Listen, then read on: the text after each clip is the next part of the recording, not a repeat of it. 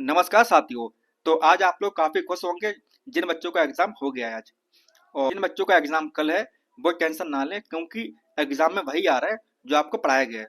अगर आपने हमारी पीवाईक्यू सीरीज की क्लासेस देखी होंगी तो आपको पता होगा कि ऐसा कोई भी आज का कोई आज जो आपके क्वेश्चन आए थे 30 में से आपका ऐसा कोई सा भी सवाल नहीं था जो आपको ना कराया गया हो। तो इसीलिए कहते हैं कि सबसे पहले आप पीवाईक्यू सॉल्व कीजिए, उसके बाद कहीं और बाहर जाइए। तो जब हमने पीवाईक्यू सॉल्व किए थे तो आपको जब एग्जाम में 30 में 30 मार्क्स मिल पा रहे हैं, क्वेश्चन मिल पा रहे हैं, तो आपको क्या जरूरत है कुछ और पढ़ने के लिए। तो इसीलिए चलिए, जिन बच्चों का एग्जाम कल है उसके लिए हम इसको सॉल्व कर लेते हैं, और जिन बच्चों का एग्जाम हो चुका है वो अपनी आंसर की मिला लें कि उन्होंने क्या गलत किया हुआ है। और जिन बच्चों ने कुछ गलती की हुई है तो टेंशन ना लें, अगली बार उनको मौका मिलेगा। देखिए, आपका पहला क्वेश्चन आया हुआ था 61 वाला, क्या था कि यहाँ पे ए दिया हुआ है, ए और बी एक हार्मोन है, regulate carbohydrate protein fat metabolism in our gland, and see body है। आगे क्या बोल रहा है कि it is secreted in our diet impact that functioning of this gland. क्या बोल रहा है कि एक हमारा हार्मोन है जो हमारे कार्बोहाइड्रेट प्रोटीन और वसा उपाचय को नियंत्रित करता है, और यह साबित होता है तथा हमारे आहार में क्या होता है, सी ग्रंथि पर कामकाज करता है और उसे प्रभावित करता है। तो हमको बताना ए और बी और सी क्या होगा। जो है ना, ये आपका साफ साफ एनसीईआरटी से उठाया गया, एग्जैक्ट लाइन टू लाइन। तो इसका आपका हो जाएगा कौन सा वाला, ऑप्शन नंबर ए वाला, फर्स्ट वाला, थायरोक्सिन और थायरॉइड ग्लैंड, और क्या आपका आयोडीन है। चलिए, अब देखिए 62 क्वेश्चन नंबर कौन सा हमारा 62 है।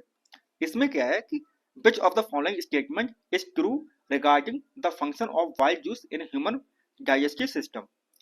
मानव पाचन तंत्र में पित्त रस के कार्य के संबंध में निम्नलिखित में से कौन सा सही है, ये हमको बताना है। तो ऑप्शन कौन कौन से हमारे पास में। स्टेटमेंट फर्स्ट है हमारा, it makes the partially digestive food coming from stomach alkaline. यह जो होता है आमाशय से आते हैं और आंशिक रूप से पचे भोजन को क्या करते हैं, क्षारकीय बनाते हैं, यानी कि बेसिक बनाते हैं। और स्टेटमेंट बी हमारा है, it help in digestion of fat. यह वसा को पाचन में क्या करते हैं, सहायता करते हैं। ऐसे हमारे जो दोनों स्टेटमेंट है वो कैसे हैं, सही है। तो इसका आपका हो जाएगा ऑप्शन नंबर ए। चलिए, अब देखिए क्वेश्चन नंबर क्या हमारा 63 है। सबसे बड़ी बात यह है कि इस बार जो आपका एग्जाम हुआ था उसमें कोई से भी आपके ऐसे क्वेश्चन नहीं आए थे, कौन से वाले, न्यूमेरिकल वाले। न्यूमेरिकल क्वेश्चन आपके एग्जाम में नहीं आए थे, तो इसीलिए आपको टेंशन की जरूरत नहीं है, क्या पता आगे भी कल के एग्जाम में भी ऐसा ना हो। देखिए, ये क्वेश्चन कौन सा हमारा सिंपल सा क्वेश्चन आया हुआ है। देखिए, यहाँ पे लिखा हुआ है, क्या लिखा हुआ है, the density of medium A is more than the medium B. जो डेंसिटी है ए की वो ग्रेटर ज्यादा किसके, बी के मुकाबले। ओके, आगे क्या बोल रहा है, आगे बोल रहा हमारा क्या, देखिए यहाँ पे, वट लेस देन मीडियम सी। जो सी है हमारा डेंसिटी कैसे उसकी कम है, तो इसका मतलब क्या हुआ, सी कहाँ पे आ जाएगा हमारा, सी हमारा आगे आ जाएगा। ये बोल रहा ना, मीडियम ए की जो डेंसिटी है बी से ज्यादा है, परंतु जो सी से क्या, सी से कम है हमारी। In which medium does sound travel fastest. देखिए, जो हमारा क्या होता है, जो हमारा साउंड होता है, speed of sound inversely proportional होता है किसके साथ में, हमारा किसके साथ में होता है, ये होता है डेंसिटी के साथ में। इनवर्सली प्रोपोर्शनल होता है हमारा किसका, डेंसिटी का। तो यहाँ पे सबसे कम किसमें है, ये है बी वाले में। तो बी क्या हो जाएगा, बी हमारा करेक्ट आंसर हो जाएगा। तो इसका हो जाएगा कौन सा वाला, ऑप्शन नंबर 4 वाला। चलिए, अब देखिए क्वेश्चन में क्या हमारा 64 है। सिंपल सिंपल क्वेश्चन आए हुए थे, ये भी हमने आपको करवाया हुआ था पीवाईक्यूज में। देखिए, यहाँ पे क्या है कि हमको बताना है कौन सा हमारा ऑब्जर्वेशन है और कौन सा हमारा इंटरफेरेंस है। ये हमने आपको बहुत बार करवाया हुआ है। अवलोकन, ऑब्जर्वेशन मतलब क्या होता है, ये होता है हमारा अवलोकन होता है इसका मतलब। और इंटरफेरेंस का मतलब क्या होता है, इसका मतलब होता है क्या है, इन्फेरेंसिंग मत का मतलब होता है क्या है, इसका मतलब होता है अनुमान लगाना। ठीक है ना। तो देखिए, यहाँ पे हमारा स्टेटमेंट 1 है, वो क्या है, वो बोल रहा है कि the normal temperature of human body कितनी होती है, 37 डिग्री सेल्सियस होता है। मानव शरीर का सामान्य तापमान क्या होता है, 37 डिग्री सेल्सियस होता है। तो क्या होगा, इसको हम ऑब्जर्व कर सकते हैं, क्या कर सकते हैं, इसको हम अवलोकन मतलब कि देख के समझ सकते हैं कि मतलब जो ह्यूमन बॉडी होती है उसका टेम्परेचर कितना होता है, उसका टेम्परेचर 37 डिग्री सेल्सियस होता है हमारा है। परंतु जो स्टेटमेंट 2 क्या है हमारा, देखिए, heat flow from a body at higher temperature to a body at lower temperature. बोल रहा है कि ऊष्मा उच्च तापमान वाले शरीर से निम्न तापमान वाले शरीर की ओर प्रभावित होती है। तो ये हम देख नहीं पाते हैं, इसका हमें क्या है, ये हम अनुमान लगा रहे हैं। क्या लगा रहे हैं, इसको अनुमान लगा रहे हैं। तो ये क्या हो जाएगा हमारा, एस वन हमारा हो जाएगा ऑब्जर्वेशन और एस टू हो जाएगा हमारा इंटरफेरेंस। तो क्या हो जाएगा ये हमारा, ये आपका हो जाएगा ऑप्शन नंबर कौन सा वाला, फर्स्ट वाला, ठीक है ना। चलिए अब देखिए 65 क्वेश्चन नंबर, सिंपल सा क्वेश्चन आया हुआ है, आपको बार बार समझाया हुआ हमने। While ice melt 2 degree Celsius its temperature, जब बर्फ पिघलती है कितने पे, 2 डिग्री सेल्सियस पे पिघलती है, तो उसका तापमान क्या होगा। तो क्या होगा हमारा, उसका तापमान समान रहेगा, कैसा रहेगा, सेम रहेगा। देखिए सिंपल क्वेश्चन आया हुआ ना आपके एग्जाम में, कितना सिंपल आया हुआ है। अब आप सोच रहे होंगे कि इससे सिंपल क्या आएगा, तो कुछ नहीं आएगा। देखिए which of the following strategies would support inquiry oriented science teaching। क्या बोल रहा है, ये बोल रहा है कि रणनीति जांच पड़ताल के उन्मुख में से कौन सा हमारा समर्थन करता है। तो कौन सा कर रहा है हमारा, ये कर रहा है हमारा कौन सा वाला, फर्स्ट वाला। Engaging students in floating and sinking activities, विद्यार्थियों को तैरने एवं डूबने के से संबंधित गतिविधियों में क्या करना चाहिए, लगाना चाहिए उसको। आपका एक बार एग्जाम कंप्लीट हो जाए उसके बाद में हम इसको और डिटेल में समझा देंगे आपको, क्योंकि आपके पास टाइम कम है, इसीलिए हम इसको काफी फास्ट फास्ट करवा रहे हैं। चलिए अब देखिए क्वेश्चन में क्या हमारा 67 है। देखिए यहाँ पे मैं समझाया था आपको ना, क्या समझाया था कि इलेक्ट्रॉन कैसे निकालते हैं, प्रोटॉन्स कैसे निकालते हैं और न्यूट्रॉन्स कैसे निकालते हैं। तो इसका क्या हो जाएगा, इसका हो जाएगा 67 का आपका ऑप्शन नंबर 4 वाला, सही है ना। अब देखिए क्वेश्चन नंबर हमारा है 68। Which of the following statement not true regarding compounds। Compound जो होते हैं हमारे यौगिक के संबंध में कौन सा सही नहीं है। आपको समझाया था हमने एलिमेंट्स और कंपाउंड क्या होते हैं, ये भी आपको बताया हुआ था हमने। तो इसका हो जाएगा कौन सा वाला, फर्स्ट वाला। कौन सा हो जाएगा हमारा, ये हो जाएगा फर्स्ट वाला। ए और बी और डी के हमारे, ए बी और डी कैसे हमारा सही है, और जो हमारा कौन सा वाला है, जो हमारा है सी वाला, वो हमारा गलत है, ठीक है ना। चलिए अब देखिए क्वेश्चन हमारा है 69। ये हमारा बोल रहा है, क्या बोल रहा है कि यहाँ पे हमारा दिया हुआ ऐसे दिया हुआ है और दो रीजन दिए हुए हैं, हमको बताना कौन सा सही होगा कौन सा गलत होगा। Convex mirror are used in rear view mirror in vehicles. अब मुक्त दर्पण जो होता है उसका उपयोग वाहनों में पीछे देखने के लिए किया जाता है। ये तो बिल्कुल सही बात है, कैसी सही बात है। और हमारा क्या है, हमारा रीजन दे रहा है, क्या दे रहा है कि they form erect and large image. ये जो होते कैसे बनाती है, आपकी बड़ी और सीधी इमेज बनाती है। और रीजन टू क्या दे रहा है, रीजन टू दे रहा है हमको, क्या दे रहा है कि दे हैव अ वाइडर, क्या दे रहा है, they have a wider field of view. उसका क्या होता है, पीछे देखने के लिए काफी अच्छा दिखाई पड़ रहा है, बड़ा दिखाई पड़ेगा। तो इसका आपका हो जाएगा कौन सा वाला, ऑप्शन नंबर ए वाला। जो हमारा आर टू है वो क्या सही से व्याख्या कर पा रहा है ना। चलिए अब देखिए क्वेश्चन में क्या हमारा 17 है, 70 है। देखिए ये वाला मैं सवाल आपको बहुत बार करवाया हुआ, बहुत ही बार। Nichrome is used as a heating element in device like electric toaster and electric geyser. जो हमारा नाइक्रोम होता है, निक्रोम का प्रयोग हम विद्युत टेस्टर और विद्युत गीजर के लिए करते हैं। बिल्कुल सही बात है। क्यों करते हैं, क्योंकि nichrome has high melting point and low resistivity. Nichrome का जो क्या होता है उच्च गलनांक और निम्न प्रतिरोधक होती है। ऐसा नहीं होता है, क्या होता है उसका हाई रेजिस्टिविटी होती है। कैसी होती है उसकी, उच्च रेजिस्टिविटी होती है। क्या होती है, उच्च प्रतिरोधक क्षमता होती है उसकी। तो क्या हो जाएगा हमारा, ए हमारा क्या सही है और आर हमारा क्या है, गलत है। तो इसका क्या हो जाएगा कौन सा, ऑप्शन नंबर ए। अब देखिए क्वेश्चन नंबर हमारा है 71। यह बोल रहा है कि सभी आयु वर्गों के बच्चों की विभिन्न धारणाएं होती हैं जो कि विज्ञान अवधारणाओं में से भिन्न होती हैं। निम्नलिखित में से इन धारणाओं के संबंध में कौन सा कथन सही है, ये हमको बताना है। देखिए हमारी पहली धारणा कौन सी है, तो कौन सी है, ये बोल रहा है कि ये धारणा कैसे होती है, सामान्यतः स्थिर होती हैं, सही बात है। उसके बाद में हमारा ऑप्शन स्टेटमेंट बी क्या बोल रहा है कि अनुपालनीय परिघटनाओं के कारण क्या बनती है। उसके बाद में हमारा क्या सी वाला है, ये सामान्य विकासात्मक प्रतिरोध का होता है, पालन करती है। उसके बाद में हमारा क्या है, डी वाला है, उन्हें सहजता से परिवर्तित किया जा सकता है। तो ऐसा नहीं होता है। ये प्राय कैसे होते हैं, डोमेन में विशिष्ट होते हैं। तो इसका आपका हो जाएगा कौन सा वाला, आपका हो जाएगा ऑप्शन नंबर 2 वाला। हमारा क्या है, हमारा डी हमारा सिर्फ गलत है, बाकी हमारा कैसे हैं, बिल्कुल सही है। अब देखिए क्वेश्चन है हमारा 72।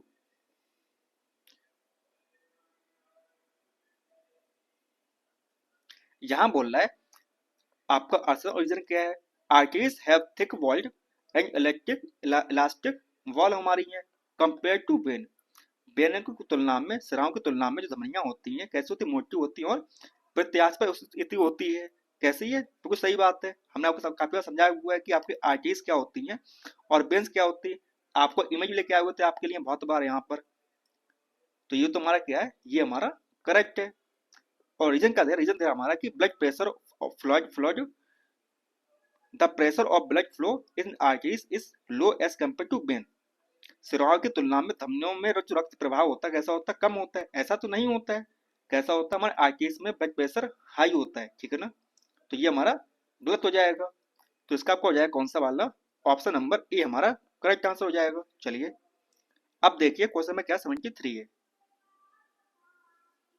विच of the following statement is true. हमको बताया इनमें से कौन सा हमारा स्टेटमेंट हमारे सही है। इस टाइप क्वेश्चन हमने क्या करवाए थे, आपको काफी बार करवाए हुए थे।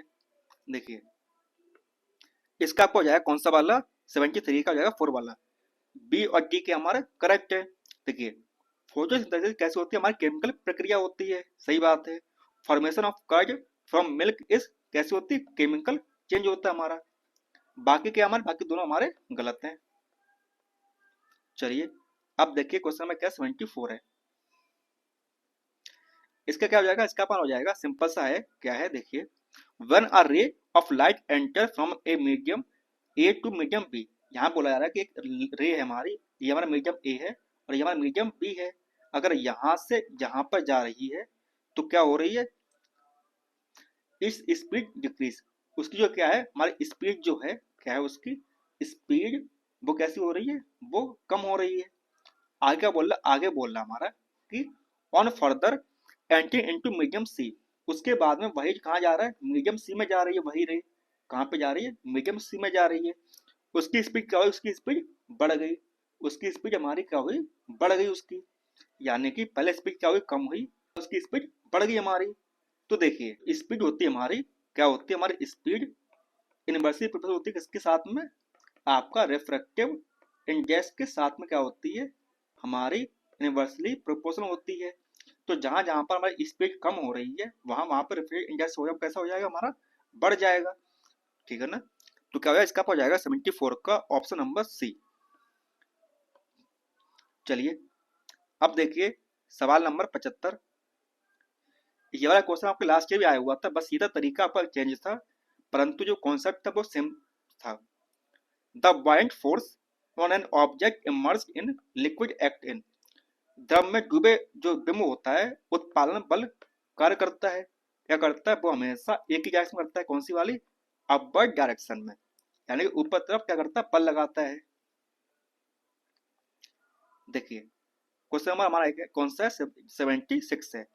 विच ऑफ द फॉलोइंग, क्यों बताना है कौन सा नंबर सही है आपके, मेटल की रिएक्टिविटी की हेल्प से। ये जो सवाल था ऐसे हमने आपको बहुत बार करवाए हुए थे, जहां पर आपकी क्या होती थी, एक इमेज आती थी, वहां पर एक क्या होती थी, सीरीज होती थी हमारी, रिएक्टिविटी सीरीज होती थी हमारी। तो उसको देखकर आपने याद भी किया होगा इस वाली सीरीज को।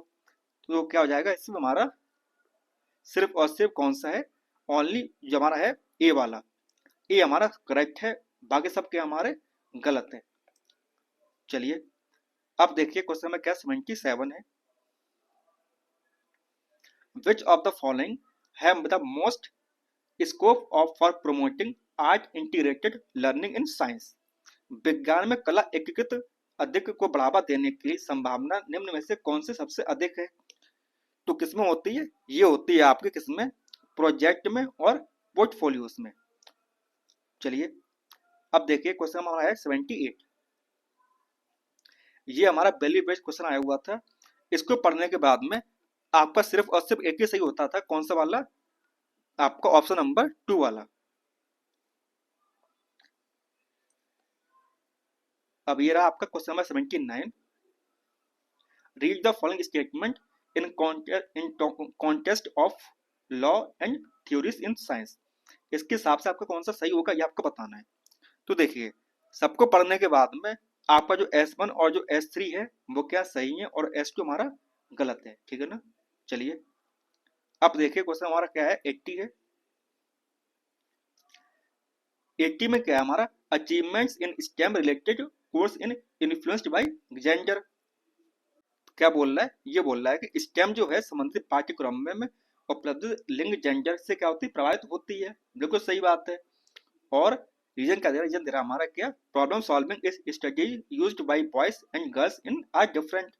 लड़के एवं लड़कियों द्वारा प्रयोग की गई समस्या समाधान रणनीतियों क्या होती भिन्न होती है। तो ये भी क्या हमारा दोनों सही है, परंतु जो व्याख्या है वो सही व्याख्या नहीं कर पा रहा हमारा आर वाला। तो इसका आपको हो जाएगा ऑप्शन नंबर डी हमारा करेक्ट आंसर। चलिए अब देखिए क्वेश्चन नंबर क्या 81 है। ये बोल रहा है, क्या बोल रहा है, हमको बताना है विच of the following statement is true in contest of respiration in whale and dolphin. Dolphin और व्हेल के तुलना में कौन सा आपका सही होगा, किसके रेस्पिरेशन की हेल्प से। तो यहाँ पे क्या बोल रहा है, यहाँ बोल रहा है कि they can not use dissolve oxygen. ये जो होते हैं, जो आपकी घुली हुई ऑक्सीजन होती है उसका उपयोग नहीं करती हैं। बिल्कुल सही बात है। जो आपकी बेल्स और डॉल्फिन होती है वो इसका इस्तेमाल नहीं करती हैं। ऑप्शन बी हमारा है दे हैव गिल्स। इनके पास क्या होते हैं, इनके पास गिल्स होते हैं। ऐसा तो नहीं है, उनके पास गिल्स नहीं होते हैं। उसके बाद में हमारा स्टेटमेंट सी वाला कौन सा, they have a large nostrils. उनके पास क्या होते हैं, उनके पास बड़े बड़े नॉस्ट्रिल्स होते हैं। और ऑप्शन डी हमारा है they often come up to the water surface to breathe. उनके पास क्या होता है, वे प्राय जल पृष्ठ पर श्वास लेने के लिए आती हैं, यानी कि जल के सतह पर आती हैं, किसके लिए, सांस लेने के लिए। तो क्या हो जाएगा आपका बी वाला हमारा गलत है, बाकी कौन से हमारे, बाकी हमारे सही हैं। तो इसका आपका हो जाएगा ऑप्शन नंबर डी हमारा करेक्ट आंसर। चलिए अब देखिए क्वेश्चन हमारा है 82। विच of the following question in is a divergent questions. निम्नलिखित में से अपसारी प्रश्न कौन सा है। तो देखिए आपको पढ़ने के बाद समझ में आ चुका होगा कि इसमें सिर्फ और सिर्फ एक जो है कौन सा वाला 4 वाला वो अपसारी प्रश्न है और बाकी हमारे नहीं है। देखिए the following activity is just done in class 8। यहाँ पर एक एक्टिविटी दी हुई है, कौन सी, जो मतलब क्लास 7 के बच्चों के साथ में की जा रही है। तो उसको देखने के बाद में जो हमारा कौन सा ऑप्शन नंबर 4 वाला है वो क्या है, सही है, ठीक है ना। चलिए अब देखिए क्वेश्चन हमारा है 84। इसका क्या हो जाएगा, इसका आपको हो जाएगा ऑप्शन नंबर सी हमारा करेक्ट आंसर हो जाएगा। अब देखिए ये सवाल तो मैंने आपको बहुत बार करवाया हुआ है और आपको आता भी होगा। तो इसका क्या हो जाएगा, इसका आपको हो जाएगा 85 का 4 वाला। दोनों कैसे, हमारे दोनों ही गलत हैं। अब देखिए क्वेश्चन नंबर 86। इसका आपका है कौन सा, फर्स्ट वाला। बी एंड सी हमारे करेक्ट ऑप्शन है। अब देखिए क्वेश्चन नंबर 87। इसको पढ़ने के बाद ना वो समझ में आएगा कि इसका आपका एक ही हो सकता है, A1 क्या हमारा गलत है और बी हमारा क्या है, सही है। Question number 88। इसका आपका है ऑप्शन नंबर 4 वाला, 4 आपका करेक्ट आंसर है। ये सब क्वेश्चन हमने आपको करवाए हुए थे, क्योंकि टाइम नहीं है, आप लोग पढ़ाई कर रहे होंगे, इसलिए आपको जल्दी जल्दी आपके उसके आंसर्स दे रहे हैं हम। 89 का आपका है कौन सा वाला, 2 वाला।